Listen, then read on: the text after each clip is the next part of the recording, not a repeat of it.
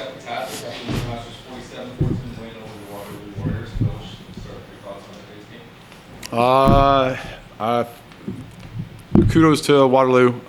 Week 9 bye is the hardest draw in the league, so they got to be as worn down as anybody. I thought they fought. I thought maybe they got a little worn down at the end, but to start the second half and go the length of the field and bring it to 21-14, game on. I was really proud that my student athletes were up to that challenge, and they answered and played pretty good football from that point forward. Defense constantly gave us the short field in the second half, and my O-line and my backup quarterback played pretty good.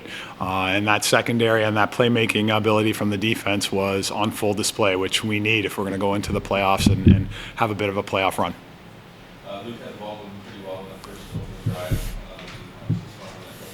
Scoring on that drive was big, but talk a little bit about how you played in that first little bit, and then obviously the injuries.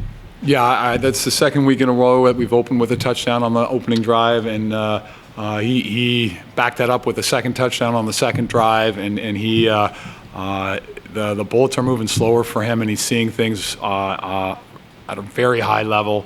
We'll see where he is. That looked like a day-to-day thing, and Ptaszek and him will get on it and go from there. The student athletes, that's a bit of a punch. You lose your air when a leader like that is going to be out for the rest of the game, but they weathered it and got through it. And that punch has nothing to do with how great Lucas Parisi is. We have total confidence in him, but we're big fans of both young men, and to anybody gets hurt, it takes some wind out of your sails. Defense played great. Obviously, only one touchdown on the board. Takeaways. Talk a little bit about what you saw from them. Again, they lost one of their leaders, that Sam linebacker, and Isaiah Shields. That's a pretty critical position too. So they didn't miss a beat. Briscoe was playing fast. I think Sean Underhill is maybe one of the biggest playmakers in the league. Frankly, if he could be a starter on either side of the ball and one of our best players on both sides. You see him in the return game, and if you throw a 50-50 ball in the middle of the field and Underhill's on the field, he's coming down with more than 50 of them. He's as good as we got in the secondary. It's fun to watch him really blossom in this third year and play his best football.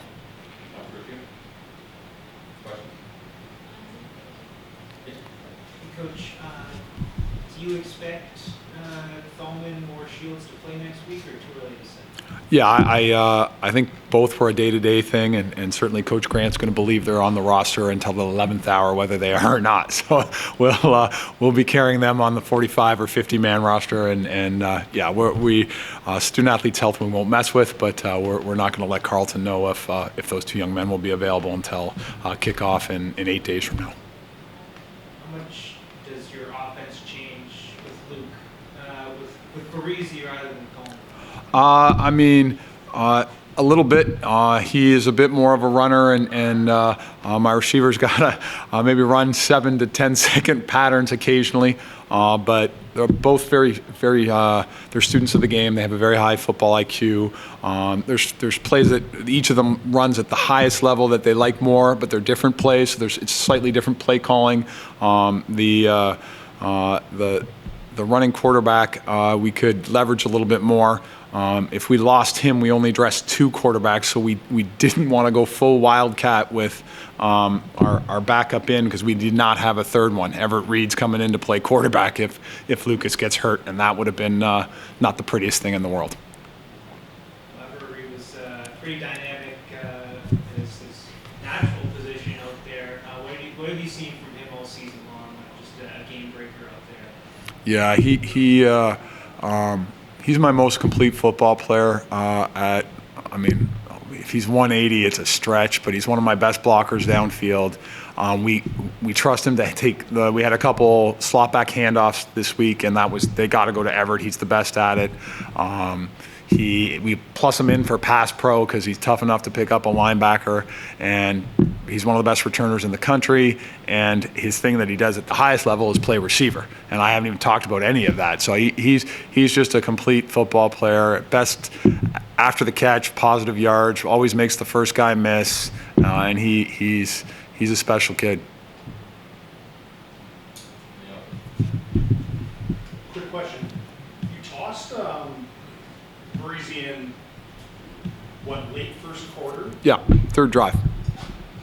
Was that because you had such a so much momentum in the pass game, you were trying to keep Waterloo's defense true? Or what was the mentality behind that? I was actually, the reason I was a little confused as to the thought process behind that. Yeah, no, we, for the past month, we've put Lucas in for one drive in the first half, and if rhythm was there in the second, one in the second. We made a commitment to develop him. He was one of the best recruits in the country, and that curveball and forcing other teams to plan for the different style that he brings to the table. We've been doing that for a month, and so each week we pick a drive, and so we pick the third drive of the game he's going, as long as we're not backed up or in an awkward situation.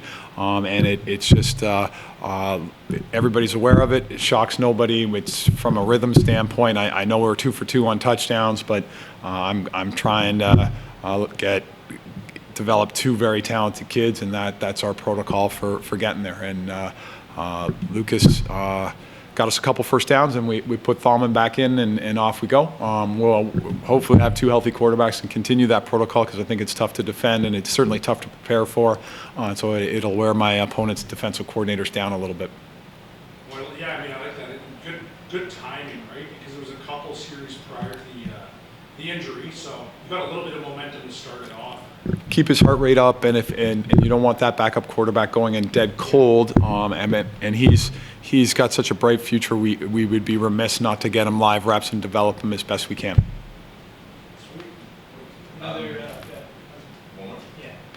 Coach Brandy's defense has played really well all season long.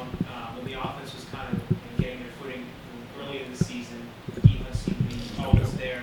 And today, they come into this game with 1 interception and they have 4 on the board today, just all over the field today. What you see from the defense today?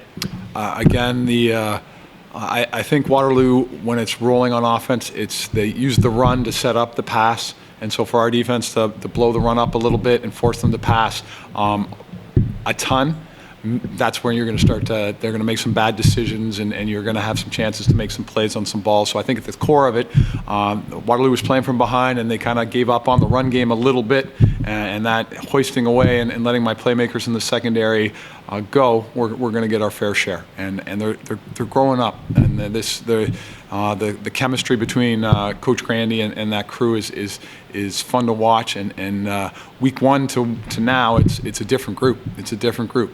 Keegan Hall had some success week 1. I'd love to see him again. I don't think we're going to get that opportunity, but that group and Coach Adams Coach Grandy and that entire staff has done a great job on the defensive side of the ball. Thank you. More quick one, big guy here. Yep. Full coaching staff wearing the team tent shirts tonight. A little bit of that was a priority for you guys tonight. Yeah, I mean, it's amazing how many people Coach Gavaya touched in his time at McMaster, the alumni that he recruited, and then he's such an advocate for Canadian football and Canadian football players in the CFL for the past decade. All of us have feel-good stories of our young men going to the CFL and Teddy looking out for them.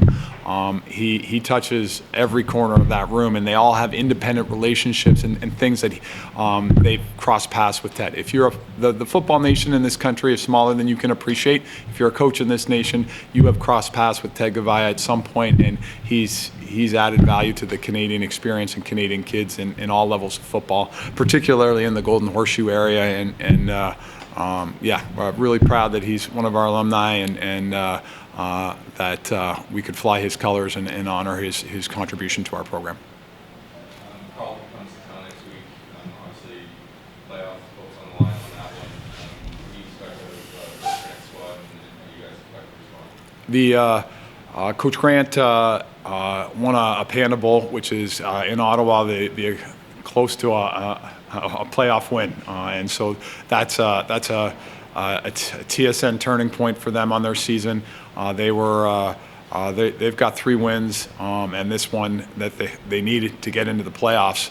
We both do, and so at 3 and 4, one of us is going to be guaranteed if we get the win. The other one's going to have to get into ugly tie breaks and see. So we're gonna get a great game from them. I have some empathy. They were traveling to Laurier today on a short week after the Panda Bowl, which was on Sunday. So I think I heard the score was maybe not so flattering, but that might reflect the short week and the travel.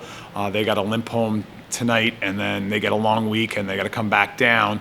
We're going to get their best foot forward, and it's going to be a good football game. Thank you. Thank you. Yeah, appreciate it, guys. Thank you. On tonight's game and kind of what you guys need tonight, what you got? It was a playoff game for us tonight. Win or go home. So that was kind of the mentality for the entire week. We think we played a complete game. Offense, specials, defense. The defense gave us great field position all game, and I'm glad we could just capitalize. Too many field goals last week, more touchdowns this week is the goal. So I'm glad we got that done. You only Mammoth, a couple of touchdowns each tonight. Obviously, that quarterback situation, different guys know. So you talk a little bit about how the receiver corps has worked with that kind of dual threat tandem of the quarterbacks. Yeah, we trust both guys completely. They both have great arms, both great guys, both great players. We throw with both of them all year. Luke's my best friend. I've known him since I was 3, so it sucks to see him go down like that. But, Barr steps in, 4 touchdowns, sorry. And he's just lighting up. And I think our receivers are confident with anyone out there. Defense stood really tall today. Talk a little bit about how that's a spark for the offense and helps you guys going. Yeah, full confidence in the defense. I know when we go out there that they're going to give us a good game, no matter who the opponent is. It's so much easier as an offense to go out there knowing the defense has your back. I think 4 picks tonight, that just flips the field so much for us and makes it that much easier. Keeps our legs fresh, starting in their end. It's so much nicer as an offense to have to do that instead of driving the whole field. So shout out to the defense for that. I know it's a big win for you guys, but obviously the job's not done yet. What are you guys looking for out of next week? What do you expect out of Carleton? And talk a little bit about that game. Yeah, Carleton's a good team. You can't take any opponent lightly. It's a playoff game for them, playoff game for us. So playoffs comes a week early, and that's been the mentality for the last 4 weeks now with us. So 4 or 5 weeks. So I think we're ready. I think I have full confidence in offense, defense, specials. I think we're getting hot at the right time, and I know we're going to pull one off. I'm really confident. Thanksgiving? Going to my girlfriend's place for Thanksgiving. So excited for the meal. Thank you. Thanks, guys.